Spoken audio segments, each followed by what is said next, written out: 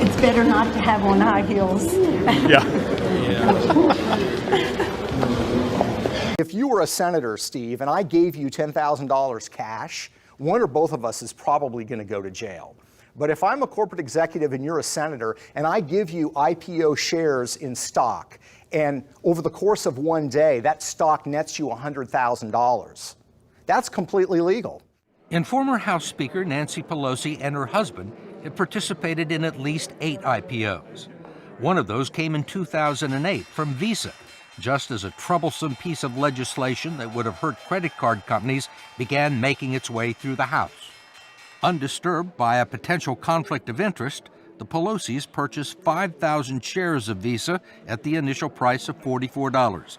2 days later, it was trading at $64. The credit card legislation never made it to the floor of the House. Congresswoman Pelosi also declined our request for an interview, but agreed to call on us if we attended a news conference. Madam Leader, I wanted to ask you why you and your husband, back in March of 2008, accepted and participated in a very large IPO deal from Visa. At a time there was major legislation affecting the credit card companies making its way through the House. And did you consider that to be a conflict of interest? I don't know what your point is of your question. Is there some point that you want to make with that?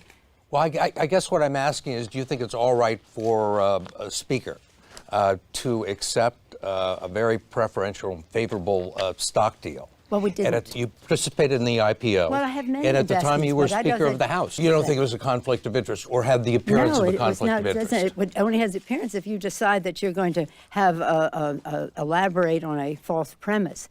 But it's not true, and that's that. I don't understand what part's not true.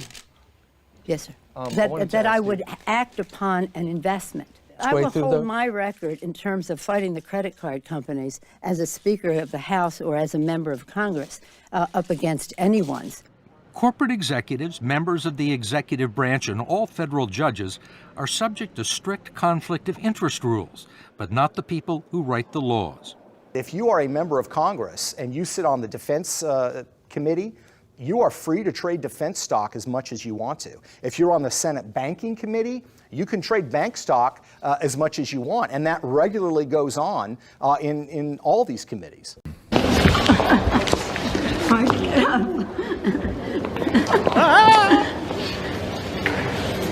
It's better not to have on high heels.